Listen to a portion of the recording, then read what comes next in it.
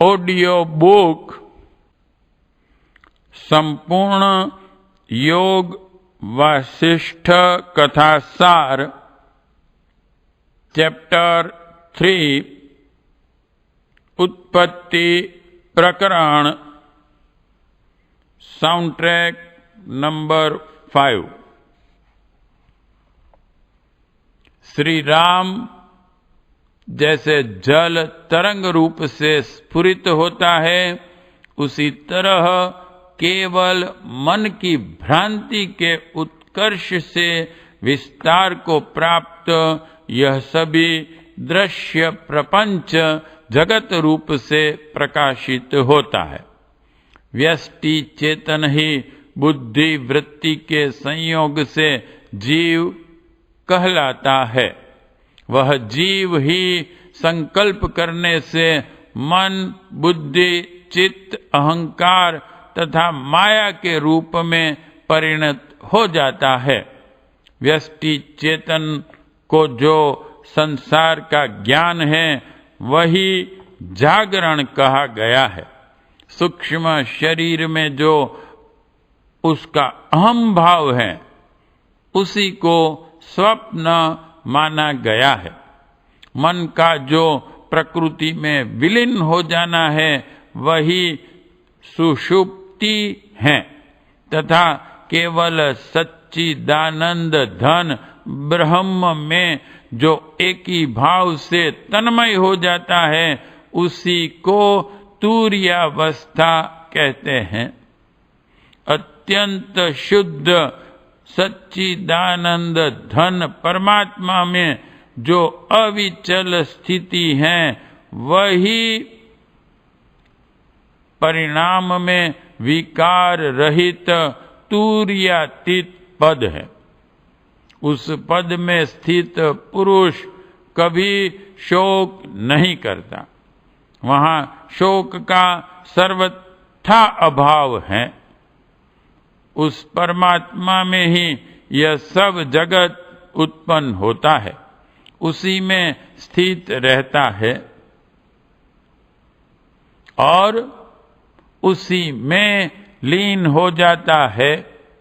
वास्तव में न तो यह ब्रह्म जगत रूप है और न उस ब्रह्म में जगत ही है। ब्रह्मा से लेकर कीट पतंग पर्यंत बुद्धि वृत्ति का ब्रह्म रूप जगत असत ही है, क्योंकि परमात्मा का यथार्थ ज्ञान होने पर इसका बोध हो जाता है। यह जगत मिथ्या ही उत्पन्न हुआ है, मिथ्या ही बढ़ता है, मिथ्या ही रुचिकर प्रतीत होता है और मिथ्या ही लय को प्राप्त होता है। शुद्ध सर्वव्यापी ब्रह्म अनंत और अद्वितीय है। अज्ञान से ही वह अशुद्ध सा, असत सा, नाना सा, असर्वव्यापी सा और सीमित सा प्रतीत होता है। जैसे जल भिन्न है और तरंग उससे भिन्न है, ऐसे जो बालकों अथवा मूर्खों की कल्पना है उसी से जल और तरंग में मिथ्या भेद की प्रतीति होती है। उसी तरह जो यह जगत का भेद प्रतीत होता है वह भी वास्तविक नहीं है, केवल अज्ञानियों ने उसकी कल्पना कर रखी है। जैसे रस्सी में सर्प की स्थिति है वैसे ही ब्रह्म में शत्रु और मित्र के समान विरुद्ध और अविरुद्ध भेदा भेद शक्तियों की स्थिति संभव है। हे रघुनंदन, नाम रहित ज्ञानेन्द्रियों से अगम्य आकाश से भी सूक्ष्म चिन्ह मात्र परमात्मा ही अणु शब्द से कहा गया है। अणु के भी अणु सच्चिदानंद धन परमात्मा के अंदर अज्ञानियों की दृष्टि से सत्य के समान और ज्ञानियों की दृष्टि से असत के समान यह जगत बीज के भीतर वृक्ष की सत्ता के समान स्फुरित होता है। संपूर्ण वस्तुओं की सत्ता वास्तविक सत्ता के अधीन है। यह परम आकाश रूपी परमात्मा सूक्ष्म होने के कारण नेत्रेंद्रिय का विषय नहीं है। किसी भी युक्ति से सत वस्तु की असत्ता नहीं सिद्ध की जा सकती। जैसे कपूर अपनी सुगंध से प्रतीत होता है, वैसे ही सर्वात्मा सर्वव्यापी रूप से अनुभव में आता है। अणु का भी अणु चेतन परमात्मा ही सब कुछ है। वही एक हैं और संपूर्ण जीवों के अंतःकरण में आत्म रूप से अनुभूत होने के कारण अनेक भी हैं। वही अपने संकल्प से इस संपूर्ण जगत को धारण करता है। चेतन परमात्मा का संकल्प ही अन्य वस्तुओं के रूप में स्थित है। इसके अतिरिक्त कुछ भी नहीं। ब्रह्म के भीतर स्थित जगत का परमात्मा साक्षी है। इसीलिए जगत की साक्षी से पृथक प्रतीति न होने के कारण सच्चिदानंद रूप से ही उसकी स्थिति है। शांत सर्वात्मक जन्म रहित अद्वितीय आदि मध्य और अंत से शून्य निर्द्वंद माया के कार्य से रहित जगत रूप में नाना सा प्रतीत होता हुआ भी वास्तव में एक विशुद्ध ज्ञान स्वरूप अजन्मा सच्चिदानंद ब्रह्म ही है। उस परमात्मा की प्राप्ति के सैकड़ों साधन हैं। उसके प्राप्त होने पर कुछ भी पाना शेष नहीं रहता। वही परम प्राप्तव्य है। उसके सिवा कुछ भी नहीं है। चिन्मय परमात्मा में भूत, वर्तमान और भविष्य तीनों कालों के प्राणी सदा विद्यमान रहते हैं। यह परमात्मा संपूर्ण जगत में उदासीन की भांति स्थित है। कर्तापन और भोक्तापन के उसका थोड़ा सा भी स्पर्श या संबंध नहीं है। परमात्मा इस जगत के बाहर भी स्थित है और भीतर भी। यह बात तीनों लोकों में अधिकारी प्राणियों के उपदेश के लिए कही जाती है। चिन्मय होने के कारण दृष्टा में यह शक्ति है कि वह दृश्य का निर्माण कर सके।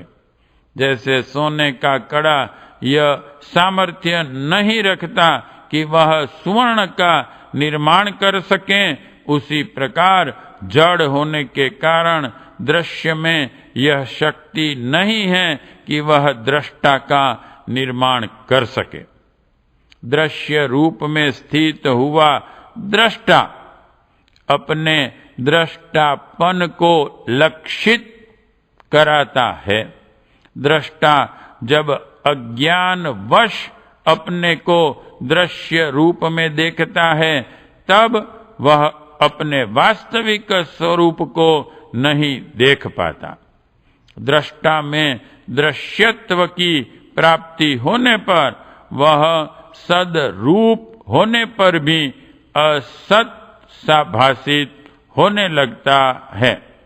ज्ञान से दृश्य गलित होने पर केवल दृष्टा की ही सत्ता रह जाती है। वह सर्वव्यापी अनुभव रूप है तथा सबका अनुभव भी उसी का स्वरूप है।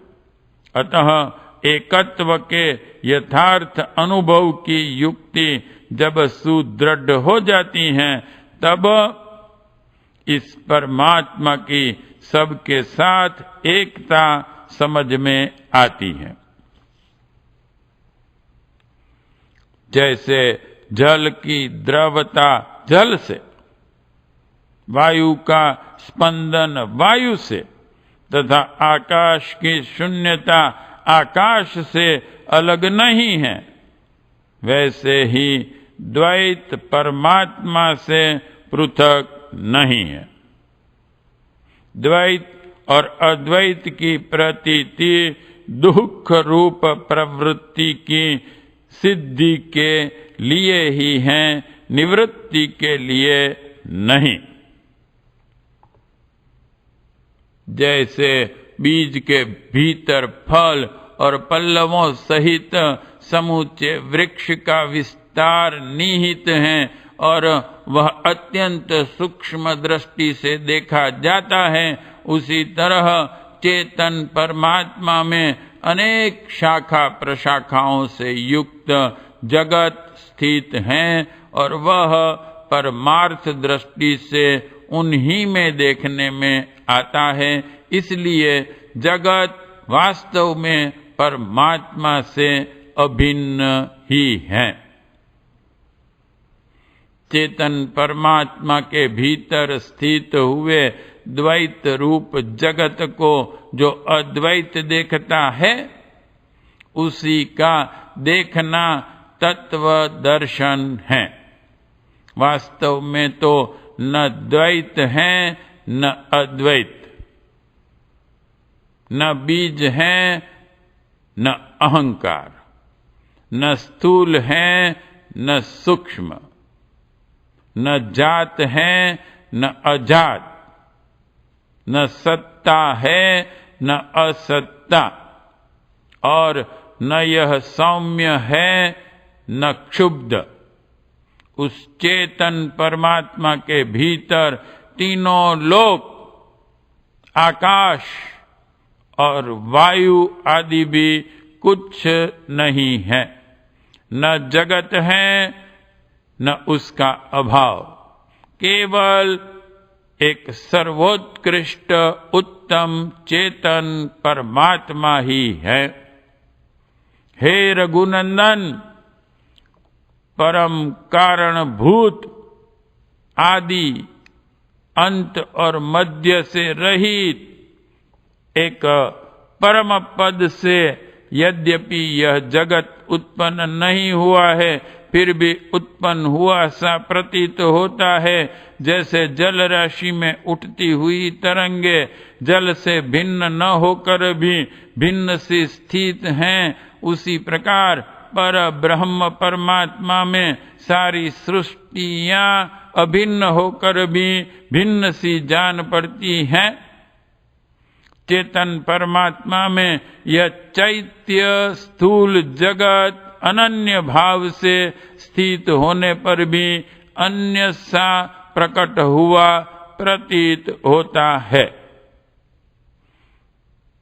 हे ब्रह्मन्, तस्माद्वा एतस्मादात्मन आकाशः सम्भूतः निश्चय ही सर्वत्र प्रसिद्ध।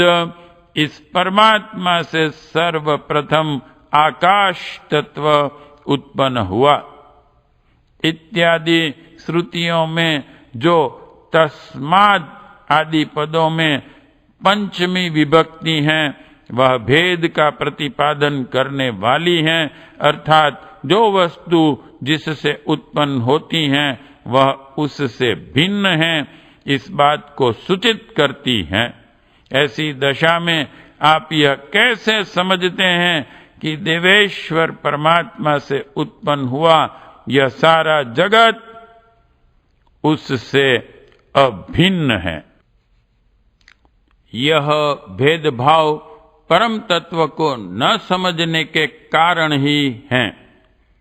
परमार्थ वस्तु के ज्ञात हो जाने पर द्वैत नहीं रह जाता। उस समय सारी कल्पनाएं अथवा संकल्पनाएं शांत हो जाती हैं। फिर तो मौन स्वरूप परमार्थ तत्व ही शेष रहता है। वह परम तत्व परमात्मा आदि और अंत से रहित, अविभक्त, एक, अखंड और सर्वस्वरूप हैं।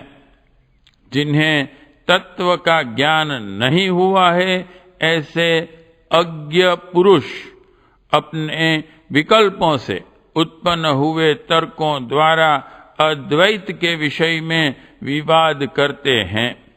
उपदेश से तत्व ज्ञान प्राप्त हो जाने पर यह वाद और द्वैत नहीं रह जाता। चित्त ही विकास रूप से जगत को प्राप्त हुआ है। जैसे बालू के भीतर तेल नहीं है, उसी तरह ब्रह्म में शरीर आदि की सत्ता नहीं है। राग, द्वेष आदि क्लेशों से कलुषित यह चित्त ही संसार है। सृष्टि के आरंभ में पृथ्वी आदि रूप यह सारा प्रपंच अविद्यमान असत ही था। अव्यक्त रूप अजन्मा ब्रह्म स्वप्न के समान इसे देखता हुआ भी वास्तव में नहीं देखता। यह मन जगत भाव को धारण करने की शक्ति से संपन्न है। अतः यही इस तरह सब पदार्थों के रूप में स्फुरित होता है। जैसे जल ही जलाशय में फैले हुए विचित्र आवर्तों के रूप में प्रकाशित होता है।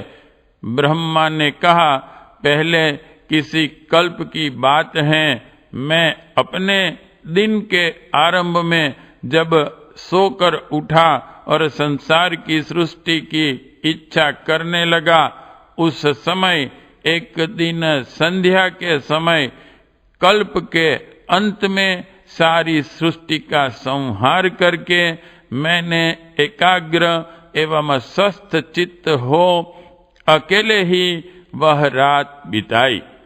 रात्रि के अंत में जाग उठा और विधि पूर्वक संध्या करके प्रजा की सृष्टि करने के लिए मैंने अपनी फैली हुई आंखें आकाश में लगाई। मैं एक टक दृष्टि से आकाश की ओर देखने लगा। मुझे आकाश अत्यंत विस्तृत, अंत रहित और शून्य दिखाई दिया। वह न तो अंधकार से व्याप्त था और न ही प्रकाश से।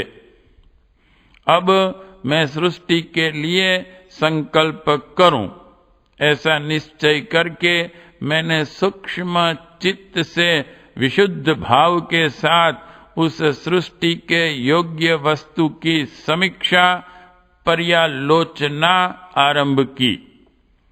इतने में ही उस विशाल आकाश के भीतर मैंने मन से अनेक बड़े बड़े ब्रह्मांड देखे। ये पृथक पृथक विद्यमान थे। उन सब की स्थिति व्यवस्थित थी, कहीं कोई प्रतिबिंब नहीं था। उन ब्रह्मांडों में 10 पद्म योनि ब्रह्मा विराजमान थे, जो मेरे ही प्रतिबिंब से प्रतीत होते थे। वे सभी कमल कोश के निवासी थे और राजहंसों पर चढ़े हुए थे। पृथक पृथक स्थित हुए उन ब्रह्मांडों में जरायुज आदि 4 प्रकार के प्राणी उत्पन्न हो रहे थे।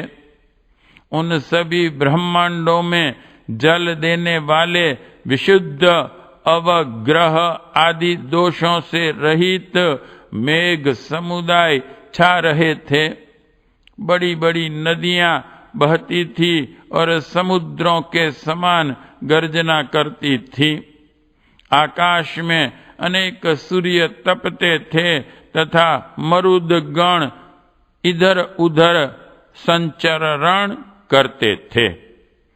स्वर्ग से देवता, भूतल पर मानव तथा पाताल में रहकर दानव एवं नाग यथेष्ट क्रीड़ाएं करते थे।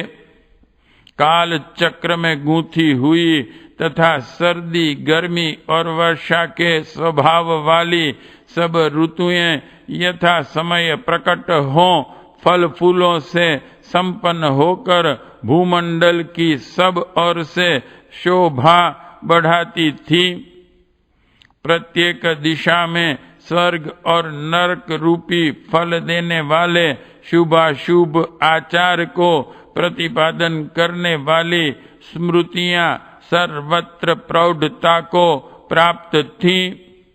उनका सब और प्रचार और प्रसार था। भोग और मोक्ष रूपी फल चाहने वाले विभिन्न जाति के समस्त प्राणी क्रमशः अपनी अभीष्ट वस्तु पाने के लिए यथा समय प्रयत्न करते थे।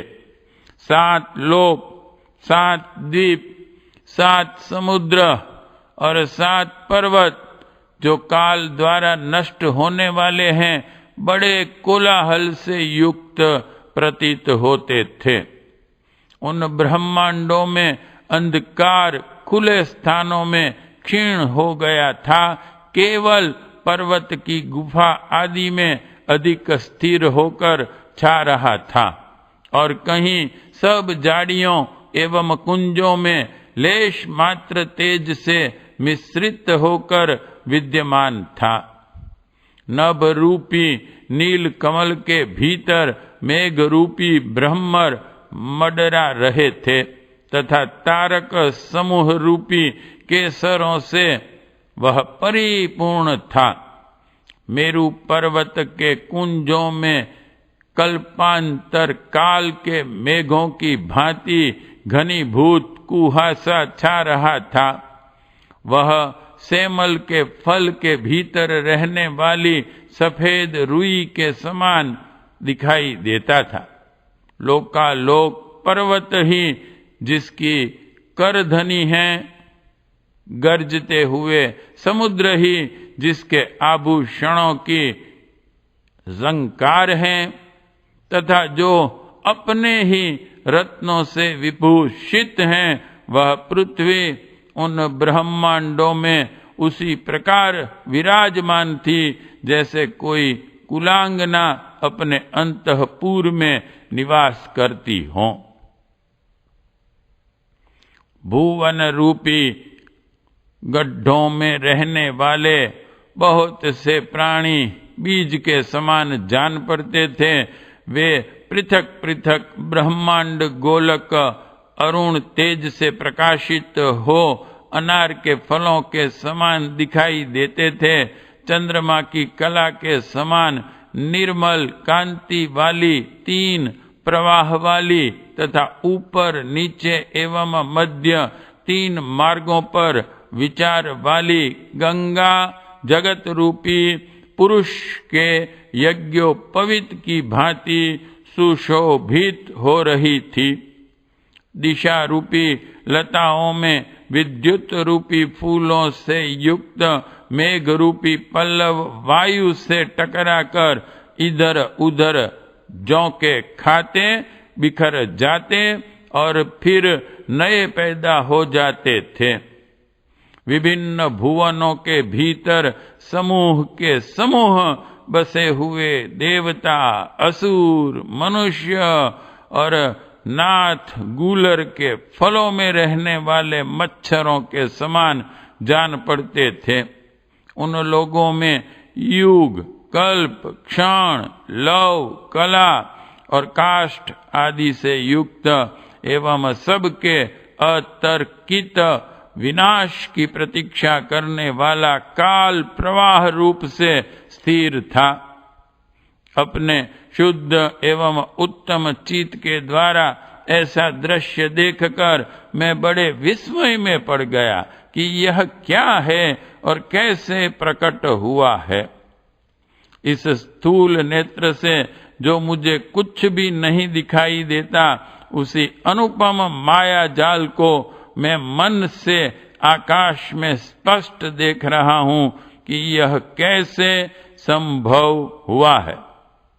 उसके बाद देर तक उस माया जाल को देखने के पश्चात मैंने मन से ही उस ब्रह्मांड के आकाश से एक सूर्य को अपने समीप बुलाकर पूछा, देव देवेश्वर महातेजस्वी सूर्य, आओ तुम्हारा स्वागत है। तुम कौन हो? तुम्हारा यह जगत कैसे उत्पन्न हुआ? इसके अतिरिक्त जो और जगत दिखाई देते हैं, इनकी उत्पत्ति भी किस प्रकार हुई है?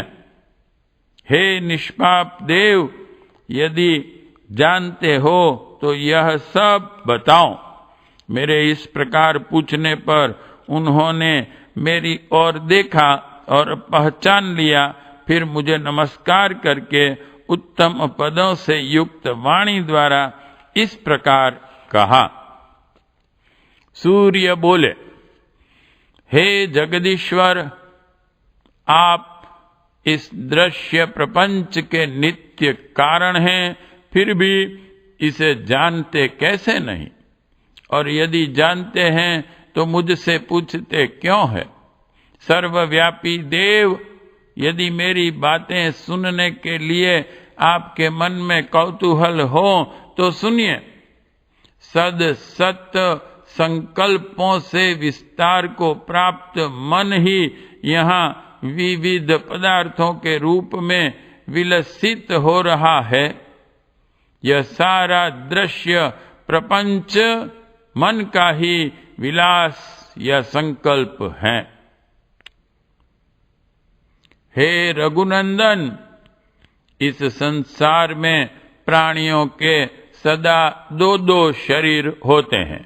एक तो मनोमय शरीर होता है जो शीघ्रता पूर्वक सब कार्य करने वाला और सदा चंचल है। दूसरा मांस का बना हुआ स्थूल शरीर है जो मन के बिना कुछ नहीं कर सकता। उक्त दोनों शरीरों में से जो मांसमय स्थूल शरीर है वह सभी लोगों को प्रत्यक्ष दिखाई देता है। उसी पर सब प्रकार के शापों, विद्याओं अर्थात आभिचारक कृत्यों तथा विष, शस्त्र आदि विनाश के साधन समूहों का आक्रमण होता है। यह मांसमय शरीर असमर्थ, दीन, क्षणभंगुर, कमल के पत्ते पर पड़े हुए जल के समान चंचल तथा प्रारब्ध आदि के अधीन होकर भी प्रायः अधीन नहीं रहता। देहधारियों का जो यह मन नामक दूसरा शरीर है वह तीनों लोकों में प्राणियों के अधीन होकर भी प्रायः अधीन नहीं रहता। वह यदि सदा बने रहने वाले धैर्य का अवलंबन लेकर के अपने पौरुष के सहारे अवस्थित होता है तो दुखों की पहुंच से बाहर हो जाता है। दुख के हेतुभूत जो दोष हैं वे उसे दूषित नहीं करते। प्राणियों का मनोमय शरीर जैसे जैसे चेष्टा करता है वैसे ही वैसे वह अपने निश्चय के एकमात्र फल का भागी होता है। मांसमय देह पांच भौतिक स्थूल शरीर का कोई भी पौरुष क्रम सफल नहीं होता, परंतु मनोमय शरीर की प्रायः सभी चेष्टाएं सफल होती हैं क्योंकि मन ही प्रधान है। मांडव्य ऋषि ने मानसिक पुरुषार्थ से मन को राग रहित और दुख शून्य पर चढ़कर भी संपूर्ण क्लेशों पर विजय प्राप्त कर ली थी। अंधकार पूर्ण कुएं में गिरे होने पर भी दीर्घ तपा ऋषि ने मानसिक यज्ञों का ही अनुष्ठान करके देवताओं का पद स्वर्ग लोक प्राप्त किया था। दूसरे भी जो सावधान धीर देवता और महर्षि हैं, वे पुरुष कभी स्वप्न अथवा जागृत में भी दोष समूहों से थोड़ा सा भी अभिभूत नहीं होता। इसलिए पुरुष को चाहिए कि वह इस संसार में पुरुषार्थ के साथ अपनी बुद्धि के द्वारा ही अपने मन को पवित्र मार्ग में लगाएं। समष्टि मन रूप तत्व के आकार वाले भगवान ब्रह्मा संकल्पमय होने के कारण जिस वस्तु का संकल्प करते हैं उसी को देखते हैं। उन्होंने अविद्या की कल्पना की। अनात्मा में आत्मा का अभिमान होना ही अविद्या का स्वरूप है।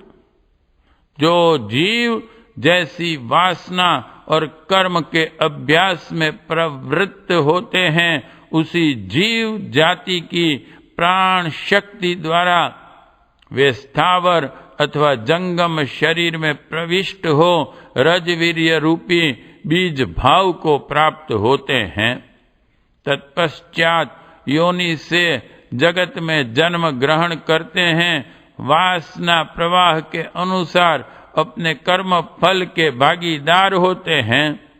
फिर शुभ और अशुभ वासनाओं से युक्त पुण्य पाप कर्म रूपी रस्सियों से जिनका लिंग शरीर बंधा है, ऐसे वे जीव घूमते हुए कभी उत्तम लोकों में जाते हैं और कभी नरकों में गिरते हैं। जीव की ये सब जातियां वासना रूपी ही हैं। जितने ही जीव हजारों जन्मों तक कर्म रूपी बवंडर में पड़कर चक्कर काटते हुए जंगल के पत्तों की भांति जड़ जाते हैं और पर्वत के कुक्षी भाग में लुढ़कते फिरते हैं। चिरकाल से जन्म लेकर इस संसार में सैकड़ों कल्पों तक जन्म और मरण की परंपरा में बंधे रहते हैं। यह सृष्टि आविर्भाव और तिरोभाव के कारण क्षणभंगुर हैं तथा जन्म मरण की परंपरा को प्रकट करने वाली है। परमार्थ दृष्टि से यह सृष्टि असत ही है। विक्षुब्ध मन रूपी शरीर वाले संसार रूपी जंगल को जीर्ण शीर्ण लत्ता यदि तत्व ज्ञान रूपी कुल्हाड़ी से जड़ सहित काट दी जाए तो यह फिर पनप नहीं सकती। सात्विक, राजस और तामस भेद से सभी पदार्थ उत्तम, मध्यम और अधम इन तीन श्रेणियों में विभक्त होते हैं। जिस जीव को अपने पूर्व जन्म में शम, दम आदि समस्त साधन तथा गुण संपत्ति प्राप्त होने पर भी ज्ञात नहीं हुआ, वह जीव इसी जन्म में ज्ञान लाभ के योग्य बनकर उत्पन्न होता है। अतः यही उसका प्रथम जन्म है। उस श्रेणी के जीव का वह जन्म इदम प्रथम नाम से विख्यात होता है। यह इदम प्रथमता पूर्व जन्म के शुभ अभ्यास से प्रकट होती है।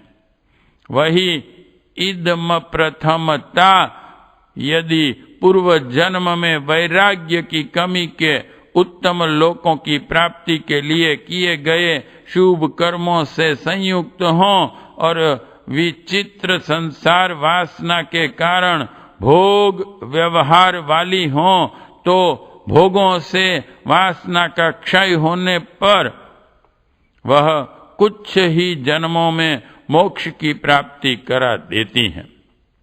अतः शांति आदि गुणों से युक्त होने के कारण उस दूसरी जीव जाति को गुण पीवरी कहते हैं। सुख दुख रूपी फलों को देने में मुख्य कारणभूत पूर्व जन्म के पुण्य और पाप का अनुमान कराने वाली जीवों की श्रेणी को पुण्यात्मा पुरुषों ने ससत्वा कहा है, क्योंकि वह सत्व गुण की वृद्धि के द्वारा मोक्ष की भागिनी होती है। जो जीव विचित्र संसार की वासनाओं से युक्त होकर संचित किए गए अधिक दुष्कर्म जनित दुर्वासनाओं से मलिन हो गई हों और भांति भांति के भले बुरे फल प्रदान करने वाली मुख्य कारणभूत पूर्व जन्म के धर्म और अधर्म का अनुमान कराने वाली हों, वह सहस्त्रों जन्मों में ज्ञान की भागिनी होती हैं। इसलिए साधु पुरुष उसे अधम सत्वा कहते हैं। वही जीव श्रेणी यदि अध्यात्म शास्त्र से विमुख होने के कारण असंख्य अनंत जन्मों के पश्चात वर्तमान जन्म में भी उसके मोक्ष होने में संदेह ही रह जाए तो उसे अत्यंत तामसी कहते हैं। नृप श्रेष्ठ, हे राम, जीव की जो उत्पत्ति पूर्व जन्म की वासनाओं के अनुरूप एवं वैसे ही आचार व्यवहार वाली हों तथा 2-3 जन्मों के अनंतर जिसे मनुष्य जन्म प्राप्त हुआ हो और उसी प्रकार के कार्य कर रही हों, वह लोक में राजसी कही गई है। जिसके लिए ज्ञान प्राप्ति के योग्य जन्म का मिलना दूर नहीं है। जब जीव को ऐसी उत्पत्ति सुलभ हो जाती है, तब उस जन्म में मृत्यु होने मात्र से उसमें मोक्ष प्राप्ति की योग्यता आ जाती है। उस जन्म में उसके द्वारा वैसे ही कार्य होने से जो अनुमान होता है, उसके आधार पर ही मुमुक्षुओं ने उस अवस्था को राजस सात्विकी कहा है। वही उत्पत्ति यदि पूर्वोक्त मनुष्य जन्मों से भिन्न थोड़े से ही देवता आदि जन्मों में क्रमशः ज्ञान प्राप्ति के द्वारा मोक्ष की भागिनी हो, तो वैसे उत्पत्ति को उसके ज्ञाता विज्ञान राजस राजसी कहते हैं।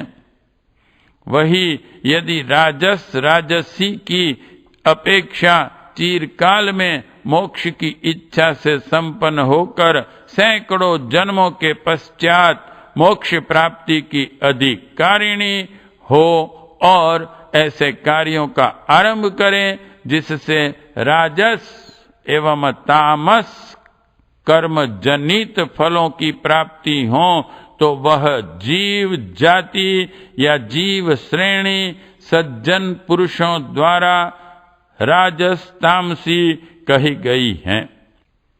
यदि वही उत्पत्ति ऐसे कार्यों का आरंभ करें जिससे सहस्त्रों जन्म के पश्चात भी मोक्ष मिलने में संदेह हो रहे, उसे राज सात्यंत तामसी कहा गया है। सर्ग आदि में हिरण्य गर्भ ब्रह्मा से मनुष्यों की उत्पत्ति हुई है, तभी से सहस्त्रों जन्म भोग लेने के पश्चात भी यदि बहुत जन्मों के बाद चिरकाल में मोक्ष मिलने की संभावना हो, तो महर्षियों ने उसे तामसी उत्पत्ति कहा है। वह तामस उत्पत्ति यदि तामस योनि होने पर भी मोक्ष की संभावना से युक्त हों और वैसे ही कर्मों के आयोजन से सुशोभित होती हों, तो उसे विद्वान पुरुष तामसत्वा कहते हैं। तामस राजस गुणों से संपन्न कतिपय जन्मों में ही जहाँ मोक्ष प्राप्ति की संभावना हो, उस उत्पत्ति को तमोराज स्वरूपिणी कहा गया है। तथा उत्पत्ति पहले के हजारों जन्मों से लेकर आगे होने वाले सैकड़ों जन्मों तक मोक्ष प्राप्ति की योग्यता से रहित हो, उस उत्पत्ति की श्रेणी का विभाजन करने और जानने वाले विद्वानों ने तामस तामसी कहा है। जिस उत्पत्ति में अतीत काल के लाखों जन्मों से लेकर भविष्य काल के लाखों जन्मों तक मोक्ष मिलने में संदेह ही रहे, उसे अत्यंत तामसी कहते हैं। प्राणियों की ये सारी जातियां पूर्व कर्मानुसार ब्रह्म से उत्पन्न होती हैं। ठीक उसी तरह जैसे कुछ चंचल हुए समुद्र से तरंगे उठती रहती हैं, जीवों की ये सभी श्रेणियां उसी तरह ब्रह्म से उत्पन्न हुई हैं, जैसे प्रज्वलित अग्नि से चिंगारियां प्रकट होती हैं। जैसे सुवर्ण से कड़े, बाजूबंद और केयूर आदि आभूषण प्रकट होते हैं, उसी प्रकार ब्रह्म से सारी जीव श्रेणियां पूर्व वासना और कर्मों के अनुसार उत्पन्न होती हैं।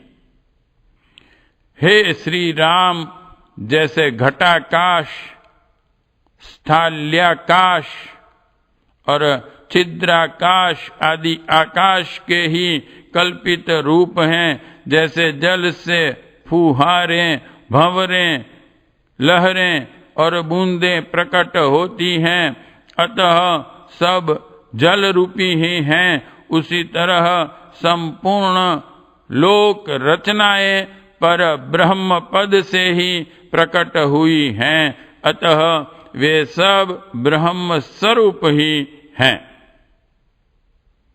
हे श्री राम, जैसे सूर्य के तेज से ही मृग तृष्ण रूपिणी सरिताओं की प्रतीति होती है, उसी प्रकार संपूर्ण दृश्य दर्शन ब्रह्म के ही संकल्प से प्रकट हुए हैं। ये सारे दृश्य दर्शन दृष्टा ब्रह्म के स्वरूप से भिन्न नहीं है। ठीक वैसे ही जैसे चांदनी चंद्रमा से और प्रकाश तेज से पृथक नहीं है।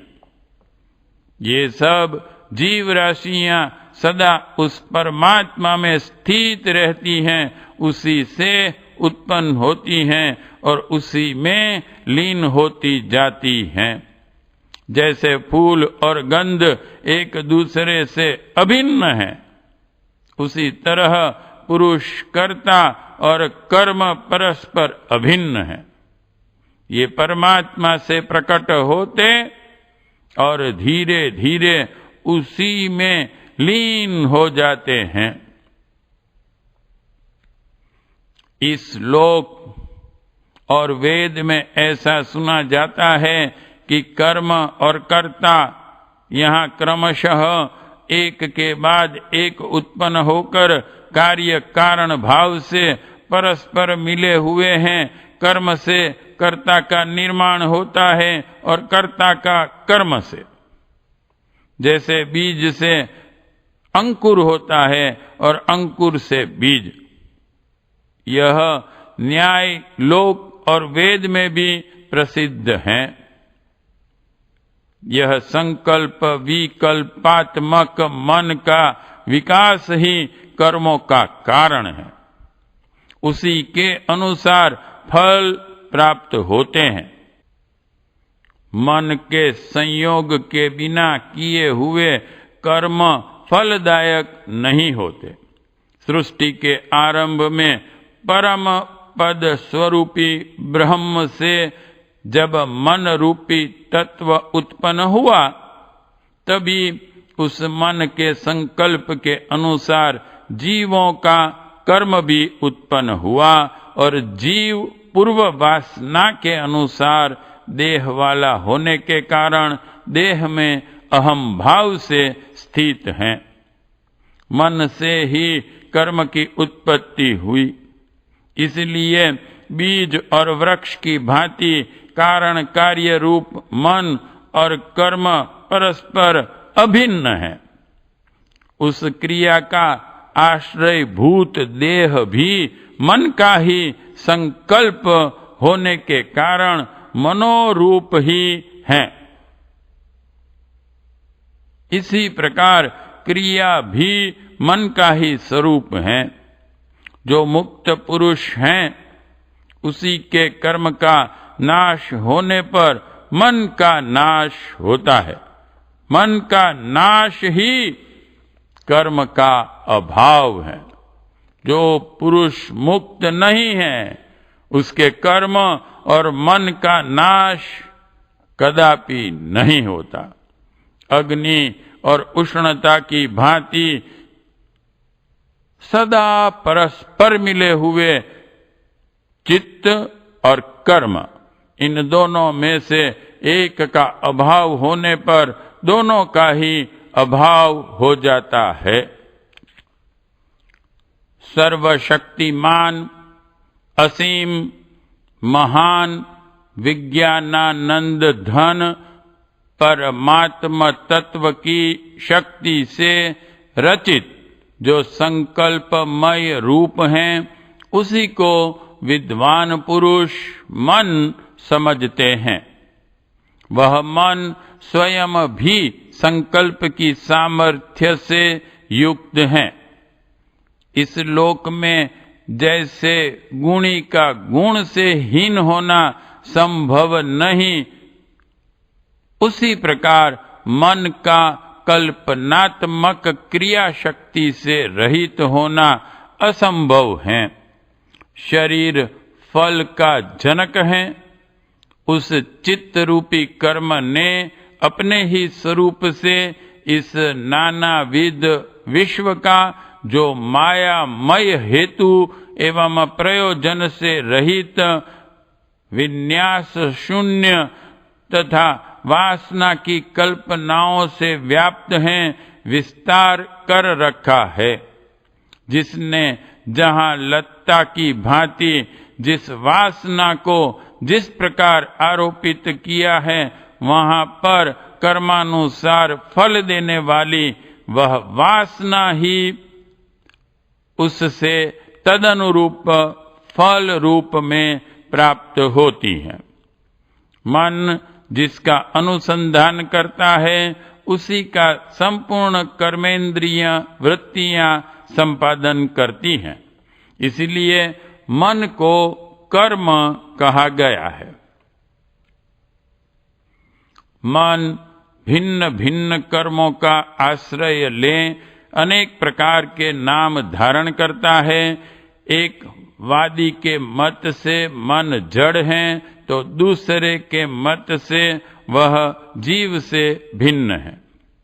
तीसरे के मत से वह अहम भावना का प्रतीक है, तथा चौथे वादी के मतानुसार उसका नाम बुद्धि है।